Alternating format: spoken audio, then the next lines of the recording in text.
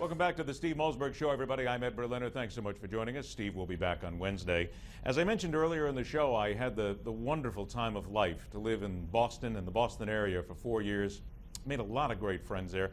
And seeing as this is the one-year anniversary of the Boston Marathon bombing, I wanted to just bring in a good friend of mine. He's a colleague, a former media colleague. He is also a well-known author of sports books about the New England Patriots and others as well. Chris Price joins us on the phone today. Chris, thanks for being with us, buddy. It's my pleasure, Ed. How you doing? Excellent, excellent. It's still thinking about a lot of what is a second home to me and a lot of the people up there. But you're on the ground. You're a lifelong New Englander. What has a year gone by meant to change, not only for life there, but how you see it affecting people outside of the Boston area, just with what happened and the emotion that's gone on?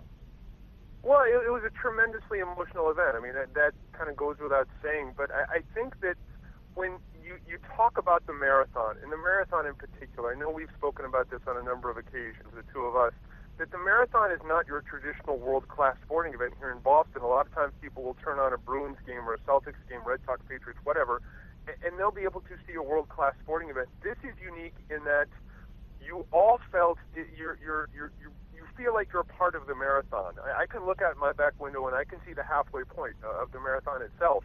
It winds its way through these little New England towns, and you feel so connected.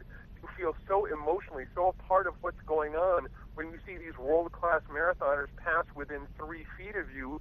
It's a completely unique sporting experience in that aspect. And I think that when this happened, it hit people very personally because, again, this is not something that's going on at Gillette Stadium or Fenway Park where there's oodles of security and it's again, a world-class sporting event. You look at things like this, and it's much more personal. It's much more intimate. And I think when something like this happens at an event like this, it strikes us all. And I think that the people of Boston were emotional, and it was a very emotional time, and it's going to take a while. I really do. I think the face of the marathon is going to change going forward because I don't know if you can have that kind of event anymore in this 21st century America. But wait a minute, let's talk about that just for a second, because the marathon is that international world-class event. There is so much security that is sitting there right now. So many people are trying to put a brave face on what's gone on right there. How do you think this is going to change then? I think it's going to become much less personal, and I think it's going to become much less intimate, and I think that's sad, but I think that is kind of part and parcel of the world that we're living in today when you consider what happened last year. In that area, where the bombs went off, I can remember, I've covered the marathon many, many times in years past. I know you've been down there too. That's where you will sit and wait for people, not just the elite guys, but say you're covering it for let's say the Cape Cod Times or the New York Post or something like that, and you want to be able to catch people coming across the finish line, that's where you stand. That is not going to be able to be the case anymore. It's going to be shut off. It's going to be closed off. There are far greater security measures in place now than there have been in past years.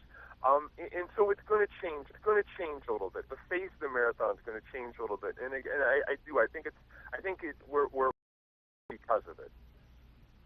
Chris, 15 seconds. Would you feel safe being at the marathon this year?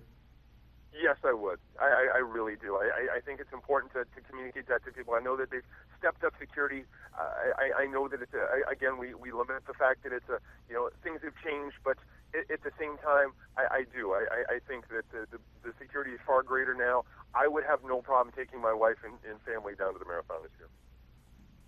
Well, I certainly know what it is. It's an emotional moment in there.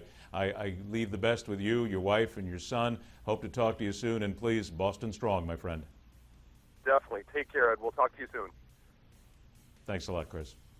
Chris Price, old friend on the ground in Boston. The marathon will never be the same. We'll talk about this a little bit more next hour, more from a very personal side of things.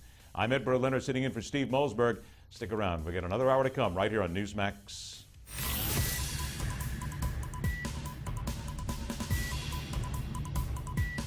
We don't just talk about the news, we talk to those making news. This is the Steve Malzberg Show.